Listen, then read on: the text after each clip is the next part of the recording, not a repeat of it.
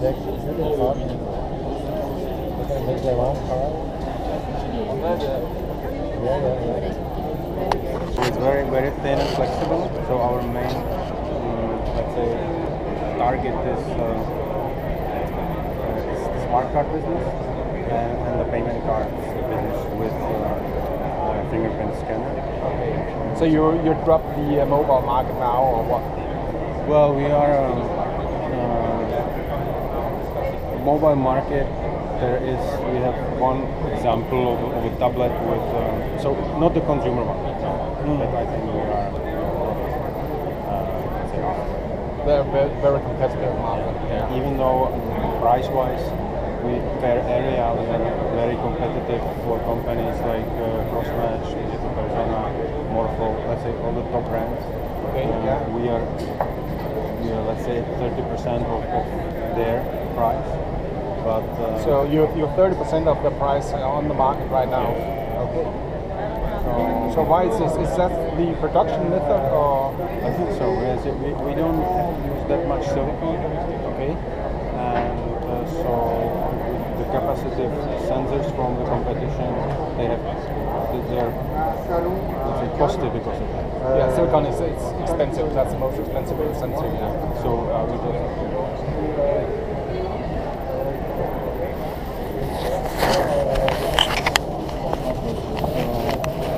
How the technology works. So there's a little heat sent to our sensor. Yes. In terms of implementing into the smart cards and payment cards. Is it very important that they are flexible? It's because it can bend and people can use it the same way as they are used to with payment cards. So then also we have these glassy ones. This comes, let's say earlier generation. Oh yeah. Oh yeah. And so the technology works that there is a heat sent to the sensor.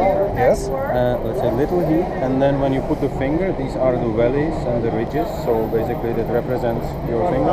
Yes. So when you touch it, then it combines the heat and it's able to recognize where is the most heat and where is the least. We have delivered 3 million sensors already. We are quite a new company. There's a Dell notebook with this sensor that we delivered already 3 million to this company already. So we are, let's say, focusing on the access control market as well, not only smart cards. Okay. And so what do you think about who is your competitors? so market, we have competitors in Norway. So we are a Norwegian company. Yes. And we have company name is IDEX. IDEX, yeah, I know them, yeah. And fingerprint cards. Okay. They also have very. But I think the Swedish fingerprint cards. I think so. Yeah. Yeah. Okay. Yeah. Finished products like this. So this is, I would say, not the most sexiest one. but we are announcing at Trusted Trade Show.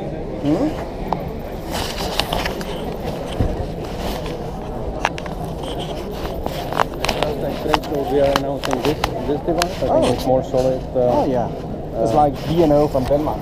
I'm Denmark. So the way it's used, we decided to enable the customers to use the length of cable they want. For point of sale, even for the office use. Sometimes you need longer, shorter. Yes. And also the shape is quite. Sometimes people are used because you're used to use your mouse like this. Oh yeah. But of course, it's because of the ergonomy of the touch, so it's always better. So you can actually touch every 360 degrees around, and it will recognize. It will recognize. Also, we don't have to do this typical stitching.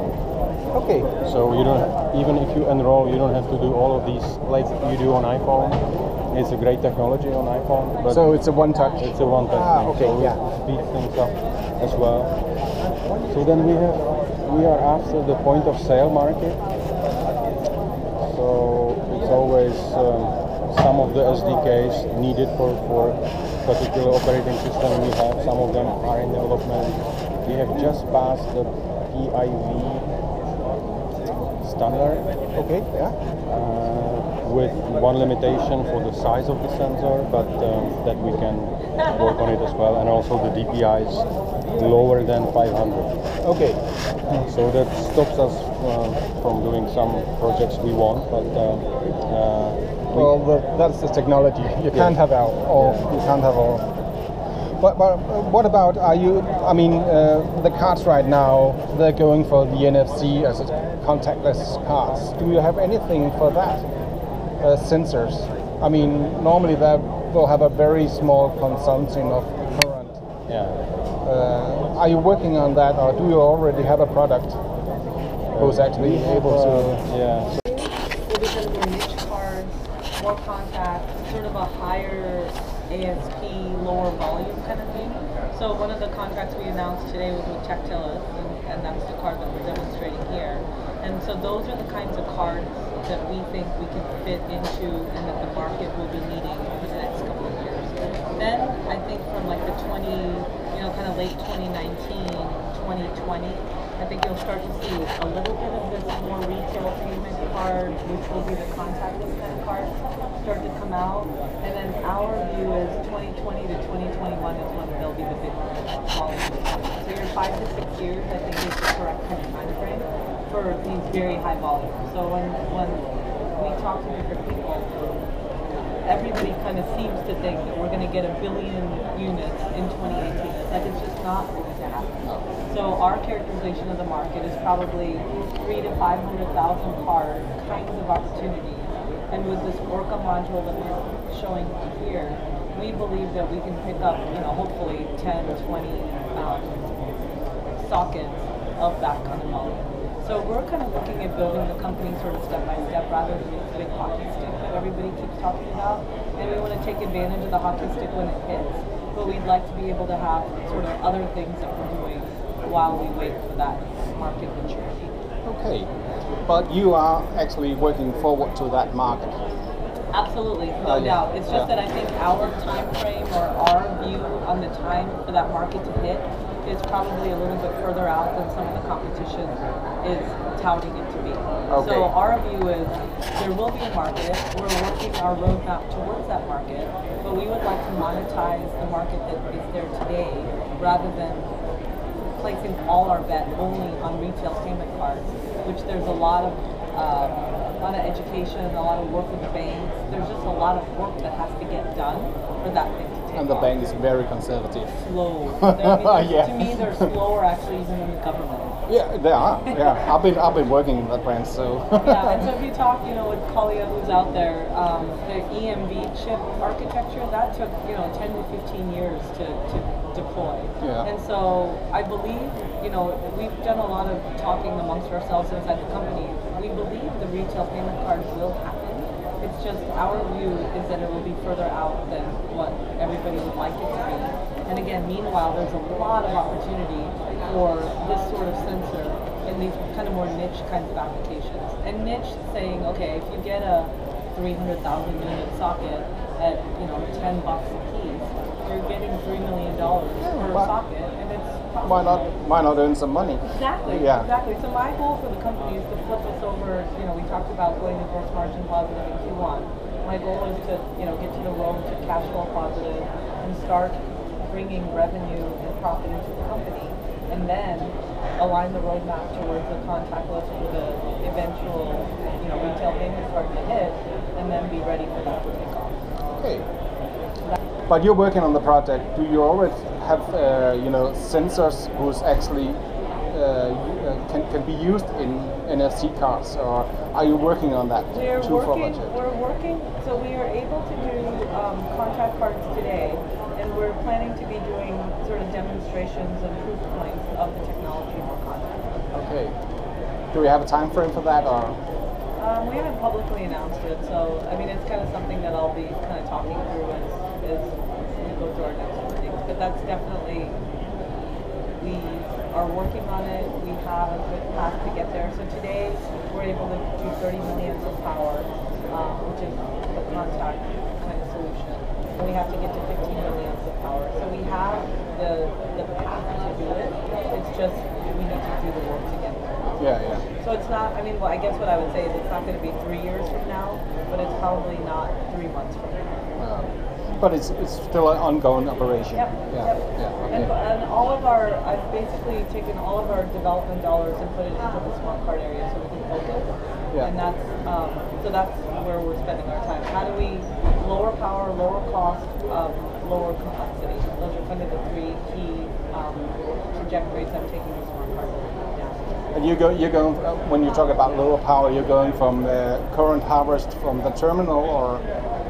It's all, yeah, it's today we're doing it from the contract reader. Yeah, because someone has a battery in it, but I don't think that's the solution. That won't be, for the retail payment card, that won't work long term. No. I mean, again, in a lot of these niche cards that we're looking at, there's batteries, there's, kind of these supercapacitors, there's all of this, kind of way to harvest power.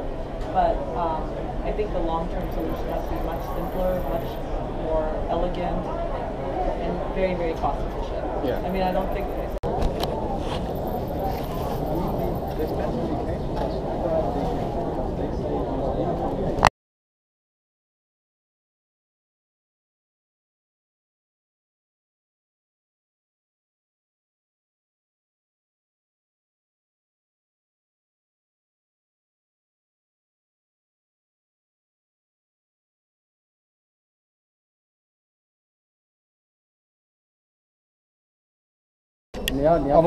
This is very, very nice.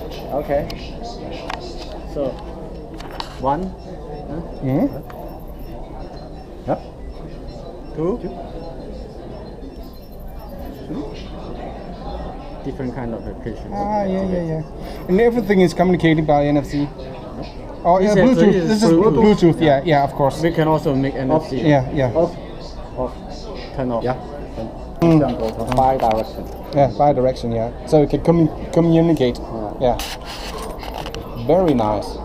It's one of the most advanced cards I ever seen. In the whole world. Yeah, it is. Yeah. I mean, everybody's talking about it. Yeah. You actually showed it. The market is developing right now in the Asia. Yeah, you see that there's, for example, for the World Bank, you supply the bank cards. Yes. Of course, CME chip. And also you see that for the UN.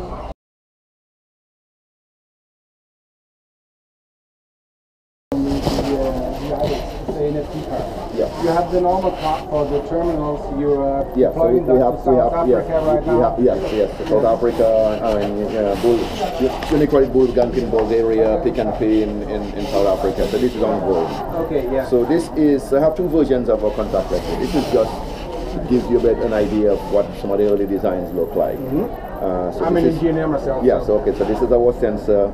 This is the MCU. This is the MCU and the NFC harvesting power management. This is just the emulator for the secure element. Okay. Now this is the newest version of this. So these are both fully functional cards. And so what this is again you can see now this is more of a typical form factor. This is so you can see the decrease in the complexity of the solution.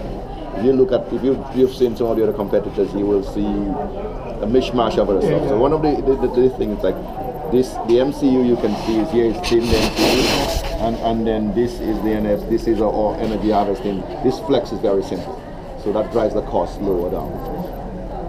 Also, our ASIC on here is less than 13 square millimeters. It's very small. Yes. And so I like to use this one to show it because it gives you an idea. Part of it is there are a few things you're looking for. You're looking for driving the cost down, you're looking for good usability. Yes. And usability has to do with a few things. First is the card has to be reliable. If my finger is sideways, it should work. It should work at a decent height. Although most people do tap, but if you miss or you're on the edge, it should work. And the other thing is like what we find out so we've done several pilots, 3 or 4 pilots in different banks throughout the world. And one of the things we've learned is that when you have a database of nicely captured fingerprints, you expect a certain performance. But when it's in the wild with people who are using it on daily use, you get a slightly different performance. And part of that is that you and I, because we are very aware, we'll think through where my finger is going. But the average person, they do something like this, or they do, it's not, and so it still has to give them that good usability. It still has to work. So part of what you do is that you can see at what height it starts capturing energy. Yes. So which means that it gives you the semblance of it. As soon as it gets in the field, it starts working, and that tells you that okay, the transaction is going to be slow because it starts capturing fast because it starts capturing the energy very quickly. Okay. And in this case, I'm already enrolled in both of these cards. So I come in and boom, I'm done. That's perfect. Yes. Let me do something sideways. And it's so this is the earlier version. This is done. The other thing I actually like to do with this one is, so someone is doing something like that where it's not fully covered. It works. Now this is the newer version of the card, and so same thing. I come in here, and then you should see green light. The green light. Yes. Yeah. Again, if I go, so my fingers is off. So again, this gives me green light. The green light. And if I do, Like on the tip, yeah. yes. Again, so this case it didn't. But if I do this, it works. If I do maybe a little bit of tip touching, what a lot of people do, again, it works. It's working. So the idea here is it gives good usability, it gives a lower cost structure, and as you can see, this is a very fast transaction. It's almost like when you're doing contactless. Yes. It's like regular contactless. Yeah. So what the banks allow you to do with this is that it allows you to know the limit of £25 or $20. You could now move that to like you could use it as a regular card. Exactly. Yeah. And so, And there you have the usability again. I spend a lot of time in the UK. I live in the US, and I spend a lot of time in the UK over the summer, and realized that I look like I was like a dinosaur with my contact card from the US. and I'm like, I kept going back to the US. I started calling my banks, can I get contactless cards? Yeah, and now Visa and MasterCard are beginning to push contactless in the US. And so now with that, because people, once you've gotten accustomed to using your contactless card for $10 transaction, $20 transaction, when you get to $100, you got to sign now? What happened? So now it takes that away. So now I could just come in, I touch on my terminal, and I'm done. It's working. Yes. Yes. And so part of So it this is the new sensor you made. Yes. From Semilex. Yes, Yeah. yes. Do you have any data on the sensor? I mean, the consumer, the current, and so on. Yeah. So this doesn't have a battery. So as you can see, there's no battery, there's no supercar. No. It's all energy harvested from this. Okay. Yeah. Because there's a lot of batteries and so on. And Yes, a lot of these have, because exactly. But, well, not only that, the issue of the batteries, no bank going to think that your battery is dead and therefore you can't use the car. You see, you can't, and also it adds risk in terms of robustness. It has risk in terms of meeting the ISO spec of being able to bend and torsion and twist. Exactly. And the cost impact is ridiculous. So the That's idea very- is, it's very expensive. Yes. So the idea here, I mean, we believe for this thing to be selling millions of units, the cost of this thing has to be less than $7, as low as $5. So you And said so that the our- card should be about $5. So the total card to sell 10 million to 20 million a year for this thing, it has to be in less than $7 cost. Above that, it's the numbers start dropping off. Yeah. And so the biggest cost for this thing is yield issues, manufacturability. I mean, the sensor right now, we're at the point that at high volume, we can get these things to sub $4 already. So $4 for a sensor. Yes, so this can, That's it. Yes. That's a hard business. Yes, but so if you can make your 50% gross margin on that, then it's not a hard business. It's only a hard business if you can't make it. Exactly. Yes. I mean, it's yes. Well, but that's right. I mean, yeah. It is. It's not a lot of money, yeah, but I'm earning. Exactly. Yeah. Because I mean, to me, I look at it. It's like it's the ability to make a good profitability in a product is the market's way of saying we value that. Yes. And so what the banks are saying is if this is going to be a $12 to $20 solution, and there's a small segment that'll use it, but that's not going to be my mainstream solution. To get it to the mainstream, it has to be a certain cost structure. Because I see value in it. I have to handle less issues with reissuing PIN numbers. Yeah, I see I could and lower fraud. my fraud level. Yeah. I Because see. we're talking about millions of dollars. Exactly. I also see. So the two things with fraud. Fraud is one is that yes, I may get to use a false transaction, but the other thing is that I remember 3 or 4 years ago talking to a company, talking to PayPal, and saying, is fraud the big problem? And they said, no, fraud is not a big issue. We have a good handle on managing fraud. The issue is to do that we have to decline a significant amount of transactions. Ah, yeah. And so there's the lost revenue from that.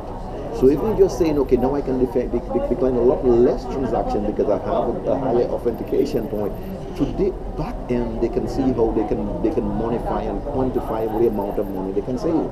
Because the back end is very expensive. All Yes. the customer service and all the handling of the fraud so and so on. so exactly, and these guys can quantify that. So once you get to that cost structure, That then was this a quite good point. yes. And so the other thing you'll find is when you start going to enough of the shows, one of the big problem questions here is top of wallet, top of wallet, top of wallet. Top of wallet. If I could get my card to a top of wallet, it does two things. It means that I get more transaction, more revenue from that card. It also means that because now it means my customer acquisition cost, none of these are factored in yet. Yeah, so this is a long run now because you were looking for that for about 3 or 4 years ago. Yeah. And it took time. Yes, Takes time. it does. Yeah. No, well, I'd actually been around for 20 years. So. Oh yeah, yeah. Yeah, that's it's very exciting stuff. What did you do actually for the event? Where do you see them being deployed? Is that 2020, 2025, or? No, actually, we are expecting to start to see deployment even next year. Is that the project in South Africa? Partly South Africa, yeah, but also there are some Middle East. We want it for so for banking, it's starting with high work. Yeah, yeah. So the affluent customers, so maybe the top 20%. They want the banks need a differentiation, and the cost of the card is not so much of an issue, but they want to give more security. So I think the demand has been surprising. Because when I started working on this demand card, the main target was financial inclusion, social security, which is a very obvious market. Yes. And the volumes are big, but you have to wait for the governments to make the decision. So, like South Africa, they have 30 million customers for their social security program. So, Mastercard is talking to them. So those programs will happen as well, but they have longer time frames, as you say. But I think in between, the affluent banks will use it as like a premium card. And then the other thing that I think has started to become really interesting is contactless. Yes, I think that Taking the limit off the contactless. Because obviously some countries, I think Australia, they already have no limit. But Denmark have it too, so yeah. yeah, but so many countries have limits like here and so on. So if you can remove that limit and make a secure payment, so no one can borrow your card and make that payment, it's a big deal. That's a big step, very big. So I think having the first time is that this is a biometric card that we made before. So now with that available and just going through final certification, so I think we'll be done with that end of Q1, and promotion is already started. And in fact, there's a queue of banks waiting. So I think the big volumes will start in 2019. But I think initial ramp-ups, even in 2018, is on the schedule. I mean, that's what the plan is. So you'll still have a lot of pilot projects around? There'll be both pilots and some real volume. Okay. Real actual deployment. Some of the customers will want to use it very quickly. Oh yeah. So they want to be the see the first. benefit. Exactly. It's the first thing we can make is our card. What do you see about the competitors? Oh look! It's you one of them. Very nice to meet you. Yeah. He's a spy, I'm sure. So many I just have a nice chat with her. Yeah, So, no. He's a great person. Yes, You know. yeah, well, my Chief Products Officer, Stan, Chief Products Officer. Oh, that's the business. Yeah. I mean, I've been working in the computer business. I mean, you go around and you see the same faces again. You got it, exactly. So what do you see your competitors? I mean, obviously fingerprint cards would be one of the competitors. Sorry, Fingerprint cards. Yeah, absolutely. No, I mean, I honestly think... So where do you see the forces in your product? I think in terms of... one of the nice things is I think because this is more technically demanding and because it's less of a China play, it's more of a global play, I think there's going to be higher barrier to entry for competitors, number one, which is very important because we've seen what's happened in China with mobile. The second thing I think is that our sensor is basically made out of polymer, Yes.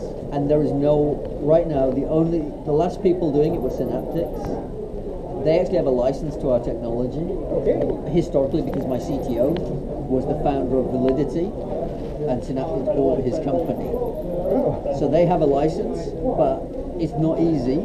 So we understand they just made a layoff, 150 more people. So we think they may pull out. That is, yeah.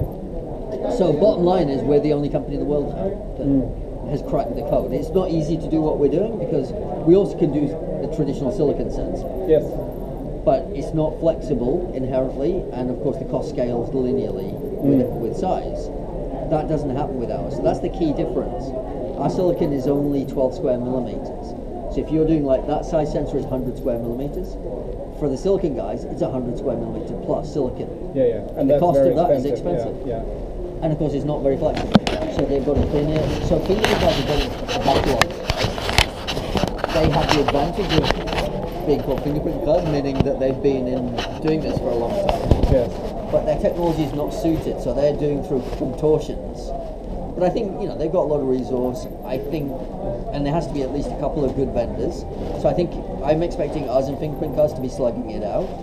And I think most of the others, including Next Biometrics, I don't think will play. I don't think it's as scalable. No. Exactly, technology is nice, yes, but it's an exotic technology, and the problem is mass production scaling to me to get the cost. You have an economic issue too. That's what I mean. Yeah. I think, and of course the other thing that we can do that fingerprint cards can't do, but Next can do, where I do agree with them, is larger is better in this case, because you've got no power, you've got no display. So when you come to a good user experience, you need size. Yeah. In a phone, you can get away with a phone lock. In a card, you want to make that payment transaction, it's got to work.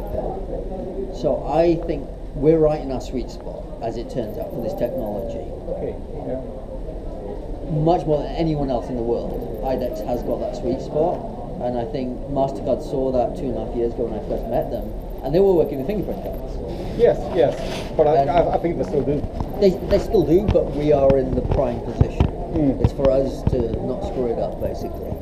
So we have the prime place now because they see the technology, it works, and they can see the cost position.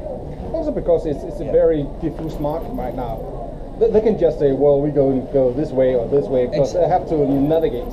Exactly. And over time, of course, there has to be two sources, but I think we have a great position, and because we're not just... Well, the market is so huge. And the market is huge. Yeah. So there'll at least be 3 or 4 players. Exactly. Yeah. And there's a couple of China guys and Asia guys, but I think no one has got this flexible technology. And that's the key to me. Something you can mass produce that actually works in a card. Well, I know a Goodix is not making any sensor for the cards. Not yet. No. I mean, they'll follow. Probably, but then they'll be behind. They'll be behind. Well, and also then they'll get your position for 3 or 4 years ago, and that's a difficult position on that market. It's in that market. You're exactly right. You're exactly right. Yeah. So we want to be an incumbent. We want to do the land grab now, and this is more sticky market compared to mobile. Yeah. Mobile, they can chop and change every model 6 months. This time, and they do. Yeah, and they do. But this, you've got long certification cycles, and of course, this is not. The mobile market is heavily China. Once you take Apple out of the equation for the house, Samsung, they can only go with big vendors. Everything else is China. Yeah. And so you pay the price that those fingerprint cards have. Yes. It's great when the market's good, but as soon as they can get a China source, you're out. And Synaptics is paying the price now because now Elon is going into Samsung and yes. Yeah. Yeah, Aegis Tech. Aegis, sorry. Yeah, exactly. Yeah. No, I mean they're in trouble with that. So that's all good for us because I think we're last man standing now with this technology, and we've done the heavy lifting. We spent a lot of time investing in the core technology. So yeah. It's not an easy target. No, it's not an easy target. No, but we're really in a great position. I think we feel the momentum is with us, not anyone else right now. So we're in a great place. Great to hear. Yeah. Well, thank you very much. Yeah. Nice to meet you. Yeah. Well, feel free to reach out. Yeah, I'll be back.